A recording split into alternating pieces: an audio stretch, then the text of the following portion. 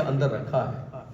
और मैं धन्यवाद करता हूं परमेश्वर का और आप लोगों का भी कि आपने परमेश्वर के उन वचन को, उस भेद को जो कलीसियाओं के अंदर छुपा हुआ है, आपने उसको नजरअंदाज नहीं किया, बल्कि आपने उसको लिखा, आपने उसको समझा और फिर आप एक ऐसे जगह तक आए, एक ऐसे कॉर्नर तक आए जहां पर आकर के आप एक अच्छा डिसीजन ले सकते हैं। मैं आपको बता रहा था बहुत सारे लोगों के अलग अलग विचार हैं इन कलीसियाओं के बारे में। कोई कहता है ये कलीसियाएं जो हैं एक कलीसियाई काल है, और कुछ लोग ऐसा कहते हैं कि नहीं, ये कलीसिया काल नहीं है बल्कि ये परमेश्वर का रेवलेशन है जो वर्तमान में की कलीसिया और आने वाली कलीसिया के बीच में एक बड़े भेद को करता है।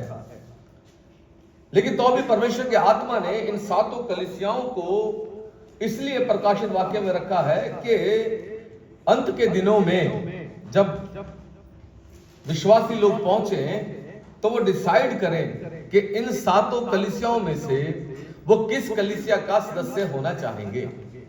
मैंने आपको बताया था इफिसुस के बारे में। इफिसुस जिसका अर्थ था डिजायरेबल,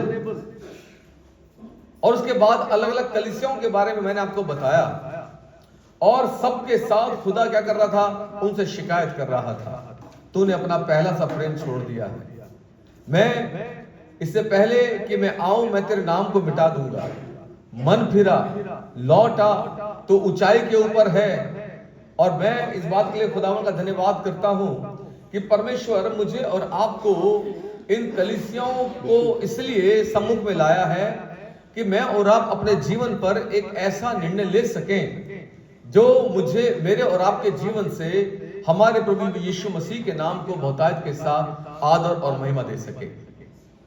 हालेलुया। और लास्ट संडे हमने फिलाडेल्फिया के बारे में जाना था, और फिलाडेल्फिया का अर्थ मैंने आपको बताया था, भाईचारे की प्रीति। और मैंने आपको बताया कि भाईचारे की प्रीति के पीछे रीजन क्या था। वो चर्च, वो कलीसिया मशहूर हो गई इस क्षेत्र में, किस लिए? क्योंकि जिस शहर का नाम फिलाडेल्फिया था उसका मतलब यही था भाईचारे की प्रीति। और क्योंकि राजा ने अपने भाई से जो प्रेम करता था, उस बड़े प्रेम को प्रमाणित करने के लिए उस शहर को बनाया था। और खुदावन का धन्यवाद है कि जब मैंने और आपने इस बात को जाना था कि फिलाडेल्फिया की कलीसिया ने उस प्रेम को, जो मसीह का प्रेम था, जो उन्होंने मसीह में पाया था, उस प्रेम को उन्होंने अपने भीतर तक सीमित नहीं रखा, बल्कि वो उस प्रेम को चर्च से बाहर लेकर के आ गए, और उन्होंने गैर विश्वासियों को भी क्या करा, अपने गले से लगाया। उन्होंने मसीह के प्रेम को बांटा।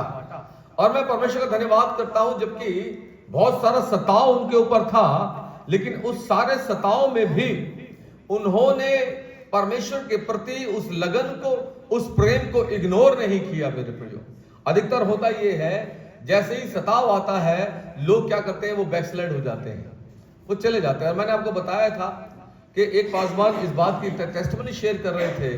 वो कह रहे थे जब कोरोना आया तो कोरोना के आने से लगभग 40,000 नए विश्वासी लोग क्या हो गए, वो वापस चले गए।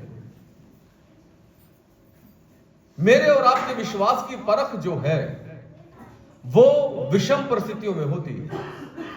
लेकिन फिलाडेल्फिया चर्च, जिनको यहूदियों ने ठुकरा दिया, जिनके लिए यहूदियों ने दरवाजे बंद कर दिए, जिनको यहूदियों ने सताया, इतने सताव के बाद भी मेरे प्रियो फिलाडेल्फिया की कलीसिया मसीह के प्रेम में दृढ़ता के साथ और स्थिरता के साथ खड़ी रही।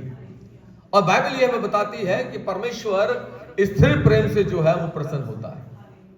और अगर मैं और आप परमेश्वर से स्थिर प्रेम करना सीख जाएं तो मेरे प्रियो, मैं समझता हूं कि हमारा जीवन जो है बदल जाएगा। और खुदा मेरे और आपके जीवनों को बदलने में इंटरेस्टेड है, उनका काम है, वो चाहते हैं, उनकी रुचि ये है कि मैं और आप क्या हो, परिवर्तित किए जाएं, हम बदले जाएं। और बाइबल हमें सिखाती है कि मैं और आप जब जब परमेश्वर के वचन को सुनते और सीखते हैं, हम अंश अंश करके क्या होता है, बदलते चले जाते हैं। स्लोली हम बदलते चले जाते हैं। मैं खुदावंद का बहुत धन्यवाद करता हूं। जब बाइबल में लिखा कि तुम्हारे लिए एक दरवाजा जो है मैंने खोल के रखा है। तो मैं इस पे जब मैंने चर्चा की, विचार किया, तो हमने इस बात को पाया कि इन मसीह लोगों के लिए कट्टरपंथी यहूदियों ने अपने आराधनालय के दरवाजे को क्या करा, बंद कर दिया था। और मैंने आपको ये बताया कि दरवाजे बंद करने का मतलब क्या है। ये एक बड़ी निंदा की बात है, कोई दरवाजे बंद कर दे। लेकिन तो भी खुदा ने इनसे कहा, चाहे तुम्हारा तिरस्कार हुआ हो, तुम्हें ठुकरा दिया गया हो, तुम्हें सताव का सामना करना पड़ा हो, लेकिन मैंने तुम्हारे सामने एक द्वार को खोला हुआ है। हालेलुया। और वो द्वार है परमेश्वर का द्वार। हालेलुया। मैं खुदा का धन्यवाद करता हूं। और मैं ब्रीफ कर रहा हूं आपको। फिर हमने जॉन वेस्ली के बारे में जाना था। जॉन वेस्ली जो मेथोडिस्ट चर्च के संस्थापक था, और जॉन वेस्ली जिस चर्च में प्रचार करने के लिए जाते थे, वहां पर उनको बोल दिया जाता, अगली बार आप इस चर्च में ना आए, आपके लिए दरवाजे बंद है, आप यहां प्रचार नहीं कर पाओगे। और जिस बात से जॉन वेस्ली बहुत दुखी हो गया, और जॉन वेस्ली ने अपने मित्र जॉर्ज व्हाइटफील्ड से इस बात की चर्चा की, मैं क्या करूं, मेरे लिए सारे चर्च के दरवाजे बंद होते चले जा रहे हैं। याद रखिएगा, उस समय पर रोमन कैथोलिक्स थे। कैथोलिक वर्ड और रोमन में बड़ा अंतर है। कैथोलिक वर्ड, कैथोलिक्स का मतलब है विश्वव्यापी, और रोमन जो है वो रोमन्स का मतलब है रोमी लोग। रोमी लोगों ने कैथोलिक्स को अडॉप्ट किया, उस वर्ड को अपने साथ जोड़ लिया। और इसलिए जब हम कैथोलिक्स की बात करते हैं तो हमारे माइंड में जो है कैथोलिक कलीसिया या रोमन कैथोलिक चर्च आ जाता है। दरवाजे बंद होने लगे। जॉर्ज व्हाइटफील्ड ने जॉन वेस्ली से कहा कि अब तुम्हें काम करो, तुम मैदानों में प्रचार करो, तुम सड़कों पे प्रचार करो, तुम खेतों में प्रचार करो। और मैं खुदावंद का धन्यवाद करता हूं कि जॉन वेस्ली ने जॉर्ज व्हाइटफील्ड की इस बात को, उसके अर्थ को समझा। अब उसने चर्च की तरफ देखना बंद कर दिया। वो चाय के बागानों में जाके प्रचार करने लगा, वो खेतों में जाके प्रचार करने लगा, वो सड़क के किनारे जाके प्रचार करने लगा। और फिर उसने अपनी किताब में लिखा कि आज की सभा में 300 लोग थे जिनको मैंने प्रचार किया।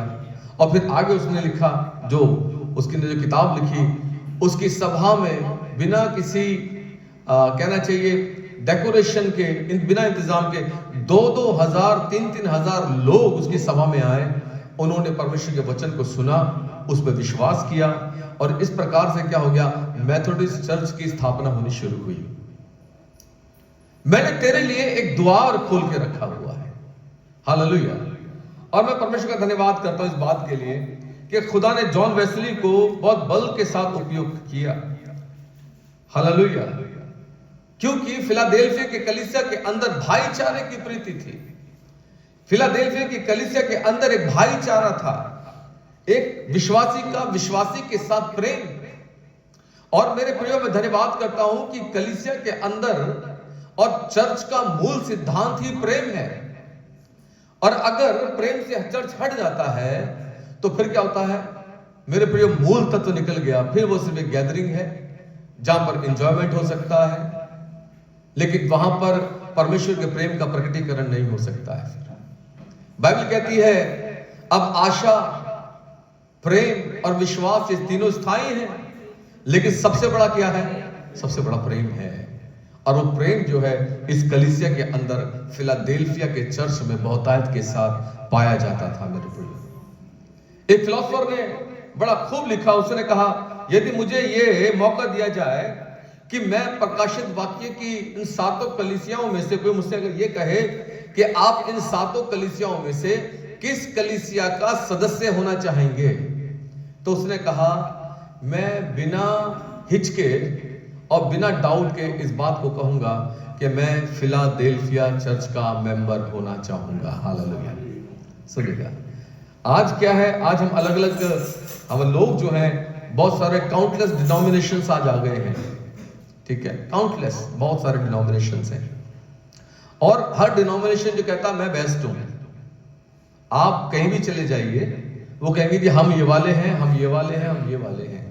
लेकिन फिलाडेल्फिया की कलीसिया एक ऐसी कलीसिया है जिसने एक चर्च के लिए, एक चर्च के मेंबर के लिए एक जबरदस्त उदाहरण को रखा है।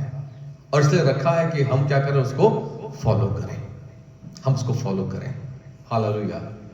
अपने पड़ोसी से हाथ मिलाइए, और कहिए, फिलाडेल्फिया के चर्च में आपका स्वागत है। हालेलुया। फिर मिलाइए एक बार, इस बार दूसरा वाला बोलेगा, फिलाडेल्फिया के चर्च में आपका स्वागत है। Hallelujah, thank you Jesus. Hallelujah, वाह, खुदावंद का मैं धन्यवाद करता हूं।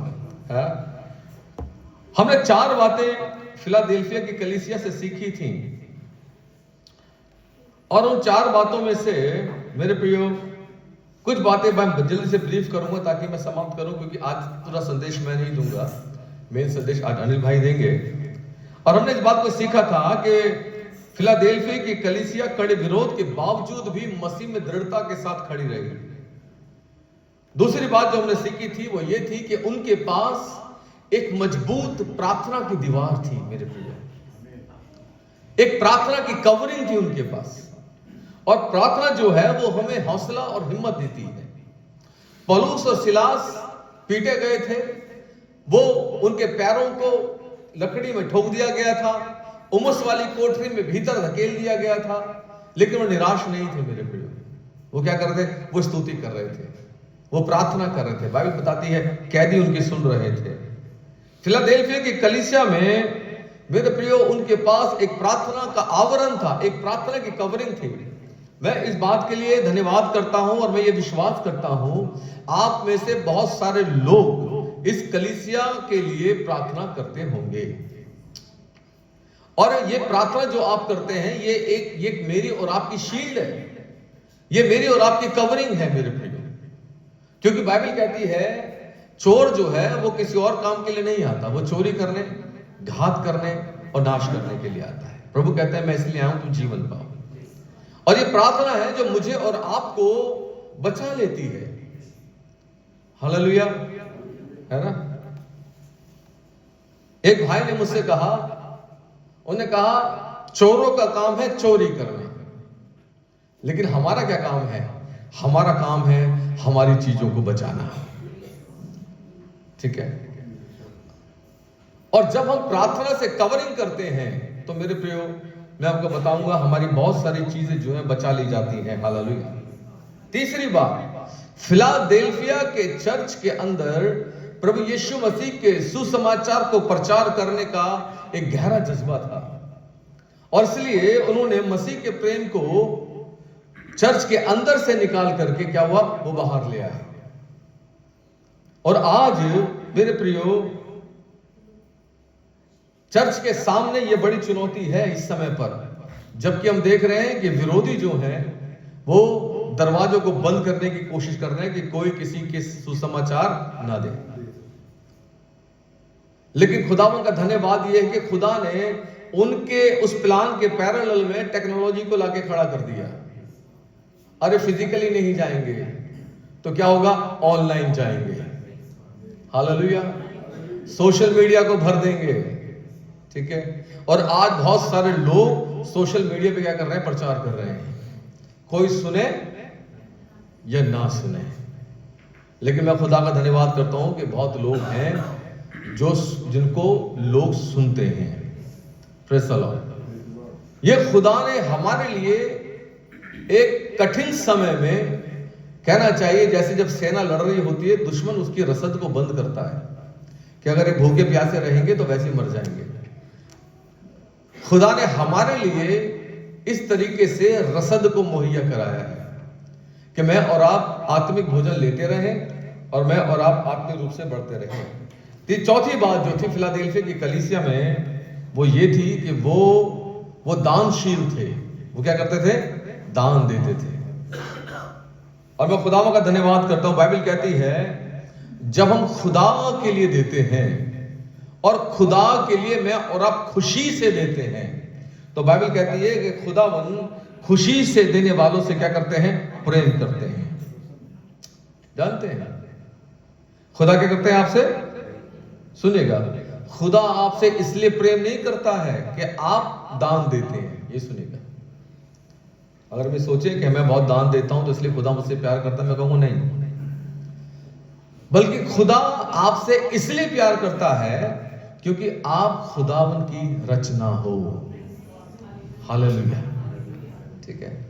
और इसलिए जब हम खुदावन की रचना है और इस बात को हम जान लेते हैं कि हम खुदावन की रचना है, तो हम खुद ब खुद क्या करते हैं, हम देते हैं। याद रखिएगा, एक बड़े से फिलोसोफर है, वो कहते हैं शरीर जो है वो रोकता है लेकिन आत्मा देना चाहती है। शरीर रोक देता है, नहीं नहीं नहीं देना, बुद्धि में बस बहुत सारी बातें आती हैं। लेकिन याद रखिए, ऐसा करके हम खुदा के काम को रोक देते हैं, और जब कोई रुक जाता है तो खुदा फिर दूसरे व्यक्ति को खड़ा करता है ना? गुजर सप्ताह में एक व्यक्ति के लिए प्रार्थना करने के लिए गया। एक बहुत बड़ा बिल्डर, करोड़ रुपए उसकी संपत्ति, और वो बड़ा निराश बैठा हुआ था। मेरे मित्र ने मुझसे कहा कि उसके लिए प्रार्थना करना है, भाई आप आइए। जबकि मेरा मित्र जो है वो गैर मसीह है, लेकिन जब मैं उसके घर पे जाता हूं उसकी पत्नी के लिए प्रार्थना करने के लिए, तो परमेश्वर का आत्मा उसको छूता है। और उसने उस व्यक्ति को बताया कि वो ऐसे ऐसे करके मेरे मित्र हैं, वो पादरी हैं, और मैंने उनको बुलाया कि आपके लिए प्रार्थना करें। मैं देने की बात पे आपको लेकर आना चाहता हूं। और मैं वहां पहुंचा तो वो बड़ा निराश था। बातचीत हुई, मैंने पूछा क्या हो गया। कहने लगा, सर मेरी इतनी सारी बिल्डिंग्स खड़ी हैं, बिल्डिंग्स मेरी खड़ी हुई है, फ्लैट्स मेरे तैयार हैं, लेकिन कोई भी पार्टी मेरे पास नहीं आई, कोई मेरा केस ही नहीं हुआ इतने महीनों में। 18 बार डीलिंग हुई, 18 बार में से करीब 10 बार बयाना आ गया है, सब कुछ फाइनल हो गया, परसों रजिस्ट्री होगी, परसों बाकी पेमेंट करेंगे, और जाने के बाद यहां से क्या हुआ, सारा काम बंद हो गया। और मैंने फिर खुदा के आत्मा ने जो मुझसे कहा मैंने उसको बताना शुरू कर दिया, और वो सुन रहा था। फिर मैंने उसको बोला, मैंने कहा हम प्रभु यीशु मसीह के नाम से प्रार्थना करते हैं, बहुत सीधी सी बात ये है। और इससे पहले कि मैं आपके लिए प्रार्थना करूं, मैं आपको प्रभु यीशु मसीह के बारे में बताना चाहता हूं, मौका नहीं छोड़ना है। और क्योंकि वो ऐसे ही पोजीशन पे था, उसने उद्धार के संदेश को सुना और फिर मुंह से अंगीकार की प्रार्थना की। सुनिएगा, और उस प्रार्थना में उसने ये कमिट किया कि प्रभु जो भी मुझे लाभ होगा उसमें से एक भाग मैं आपकी सेवा के लिए दूंगा। आमीन। एक गैर मसीह व्यक्ति है ना, बाइबल कहती है जो खुशी से देने वाले हैं, खुदा क्या करता है, उनसे प्रेम करता है, क्योंकि सबसे पहले खुदा ने खुद दिया है। उसने मुझे और आपको अपना इकलौता बेटा दे दिया। मेरे प्रियो, कोई भी व्यक्ति अपने इकलौते बेटे को उन लोगों के लिए मरने के लिए नहीं भेजेगा जिनको वो नहीं जानता, ठीक है। लेकिन खुदा ने, जब हम थे भी नहीं, खुदा ने क्या करा, अपने पुत्र को मेरे और आपके लिए दिया है। हालेलुया। इसलिए एक बड़े से फिलोसोफर है, वो कहते हैं जब हम चर्च में अपनी भेंट दें, अपने टाइट को दें, अपने डोनेशन को दें, तो हम बड़े प्रसन्न चित्त के साथ क्या करें, उसको दें। हालेलुया। ताकि खुदा जो है वो अपने वायदे और प्रतिज्ञा को क्या करे, हमारे लिए पूरा करे। आइए इसके प्रकाशित वाक्य 3 अध्याय के 10 पद को और देखेंगे, फिर उसके बाद मैं जल्दी से समाप्त कर दूंगा। हालेलुया। क्या लिखा है, तूने मेरे धीरज के वचन को थामा है, इसलिए मैं भी तुझे परीक्षा के उस समय बचा रखूंगा जो पृथ्वी पर रहने वालों के परखने के लिए सारे संसार में आने वाला है। खुदा करा मैं तुझे थामूंगा, मैं तुझे संभालूंगा। और परमेश्वर का धन्यवाद हो, कोरोना में खुदा ने मुझे और आपको बहुतायत के साथ संभाला है। हालेलुया। आमीन। मैंने और आपने खुदावन के अद्भुत काम को देखा है। हालेलुया। बाइबल कहती है कि मैं परमेश्वर मुझे और आपको संभाल के रखेगा। वो प्रत्येक विश्वासी को परीक्षा और सताव के समय पर संभाल के रखेगा। हालेलुया। परमेश्वर की ये प्रतिज्ञा उनके लिए है जिन्होंने उसका वचन थामा हुआ है। और वचन थामने का मतलब क्या है? वचन थामने का मतलब है जिन्होंने परमेश्वर के वचन की आज्ञाकारिता और उसके साथ चलने के लिए निर्णय लिया हुआ है। सबके लिए नहीं है, याद रखिएगा। और फिर 11वें पद में खुदावंद कहते हैं कि जो कुछ तेरे पास है उसे थामे रहे, कोई तुझसे वो छीन ना ले। हालेलुया। जानते हैं क्यों हमें थाम के रखना परमेश्वर का वचन, ये कोई हमारे मुकुट को ना छीन ले। हालेलुया। खुदावन का वचन कहता है कि मैं उन लोगों को जो वचन को थाम के रखेंगे, मैं उन्हें परमेश्वर के मंदिर में एक खंबा बनाऊंगा, मैं उनको दृढ़ता के साथ कायम करूंगा और वो जिम्मेदार हो जाएंगे, मैं उनको कभी निकालूंगा नहीं। और वो बाइबल कहती है, वो कहते हैं कि मैं उसके ऊपर अपने परमेश्वर का नाम लिखूंगा, अपने परमेश्वर के नगर नए यरूशलेम का नाम। और खुदावन कहते हैं मैं उनके ऊपर अपना नाम भी लिखूंगा। हालेलुया। नया यरूशलेम, नया यरूशलेम। प्रकाशित वाक्य कहता है कि नया यरूशलेम आएगा, सुनेगा, जिसके अंदर धार्मिकता वास करेगी। और जब मैं इस बात के ऊपर विचार कर रहा था तो मेरे मन में एक थॉट आया। मैं ये नहीं कहता हूं कि मैं अपनी जगह सही हूं, लेकिन मैं ये विचार आपके साथ शेयर इसलिए कर रहा हूं ताकि आप इसके बारे में विचार करें। नया यरूशलेम क्या है? अगर हम भौतिक रूप से नए यरूशलेम को देखने की कोशिश करेंगे तो मैं देख और आप देख नहीं पाएंगे। लेकिन नया यरूशलेम क्या है? मैं ऐसा सोचता हूं, नया यरूशलेम है नए नियम की वो कलीसिया जो 2 कुरिन्थियों 5:17 के द्वारा क्या हो गई है? क्या लिखा है 2 कुरिन्थियों 5:17 में? देखिए जल्दी पढ़िए। जो अब जो मसीह यीशु में है वो नई सृष्टि है। हालेलुया। अब जो मसीह यीशु में है वो नई सृष्टि है। इसका मतलब नई सृष्टि जो है वही लोग हैं जिन्होंने अपने मन को फिरा लिया है, और इसलिए वो नया यरूशलेम जो आएगा, जो दिखाई देगा, सुनेगा, वो ऐसा हो सकता है कि वो भौगोलिक रूप में मुझे और आपको ना दिखाई दे, लेकिन नया यरूशलेम मेरे और आपके जीवन में तैयार हो रहा है। हालेलुया। Praise the Lord. और खुदा का आत्मा इस नए यरूशलेम के लिए मुझे और आपको तैयारी दे रहा है, और फिलाडेल्फिया का चर्च जो है उस नए यरूशलेम का एक उदाहरण हो सकता है। हालेलुया। खुदावन का मैं धन्यवाद करता हूं कि परमेश्वर मुझे और आपको अवगत करा रहे हैं, हमें क्या इंट्रोड्यूस करा रहे हैं नए यरूशलेम से। Oh hallelujah. May God bless you. और खुदा आप सबों को बहुतायत के साथ आशीष दे। समय बहुत जल्दी से आगे भाग गया है, लेकिन हम रुकेंगे, अभी हमारे पास समय है। आइए हम प्रार्थना करें, अपनी आंखों को बंद करेंगे हम लोग। हालेलुया। रोहित के साथ हम प्रार्थना में चलेंगे।